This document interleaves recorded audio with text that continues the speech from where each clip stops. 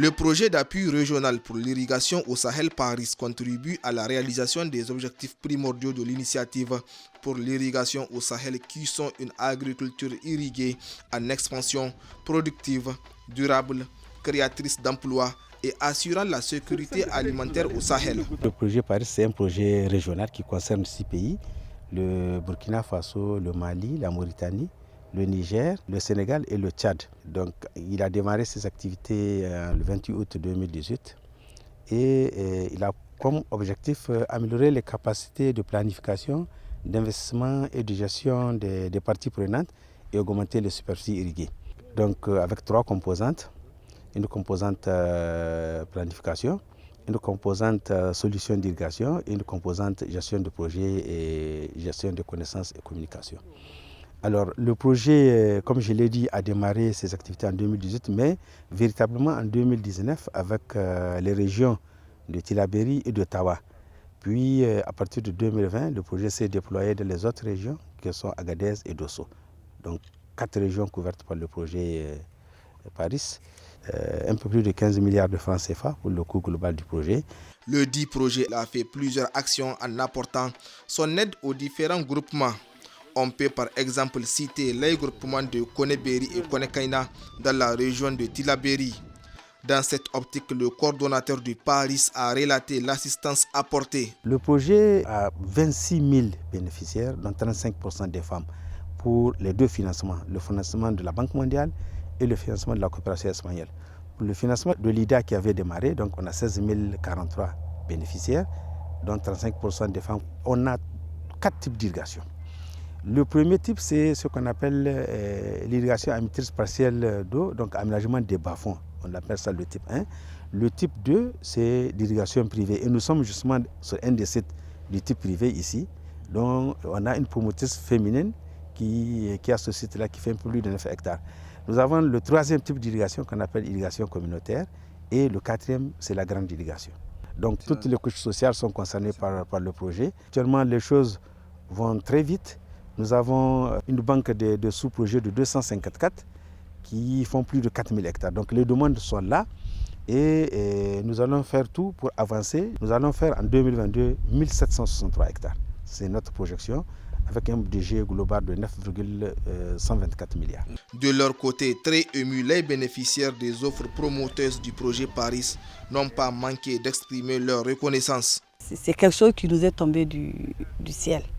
Parce qu'avec nos minces revenus, on a tant bien que mal essayé de le faire, mais on avait toujours un problème d'eau. Le forage qu'on avait ne nous permettait pas vraiment d'irriguer la superficie qu'on avait mise en valeur. Et c'est ça qui nous a poussé à aller vers Paris pour trouver un financement et pour nous augmenter les points d'eau et avec un système d'irrigation.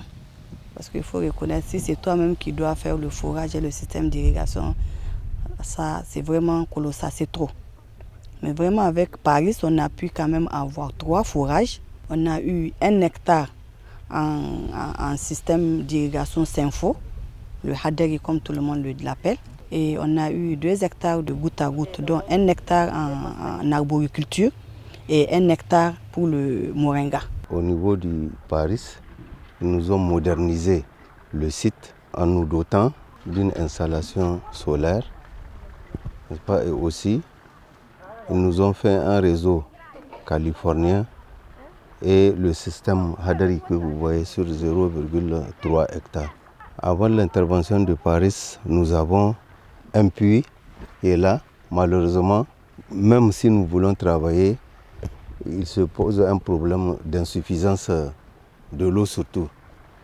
Donc c'est pourquoi au début, nous n'avons même pas mobilisé toutes les femmes que vous voyez ici sur le site à cause du manque d'eau.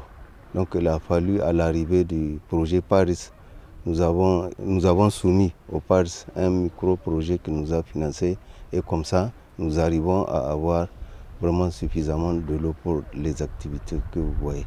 Au début, j'avais commencé à faire de la culture donc des grands arbres, donc manguiers, citronniers, avant que je puisse accéder à ce financement du projet Paris.